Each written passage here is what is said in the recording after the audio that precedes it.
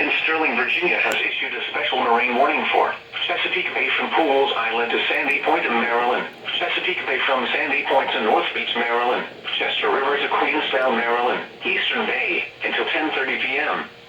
At 8:57 p.m., strong thunderstorms were located along a line extending from near Wharton Point to near Chesapeake Bay Bridge to near Shady Side to near Deal, moving east at 50 knots. Hazard, wind gusts 34 knots or greater. Source, radar indicated. Impact, boaters and small craft could be thrown overboard by suddenly higher winds and waves capsizing their vessel. Locations impacted include Chesapeake Bay Bridge, Greenberry Point, Miles River, Severn River, Gibson Island, Baltimore Light, Highland Beach, Mattapique, Poplar Island, Chester River, Parsons Island, Sandy Point State Park, Eastern Bay, Love Point, Bloody Point Light, Thomas Point Light, Pinehurst, Kent Narrows Bridge, Annapolis, and Naval Academy.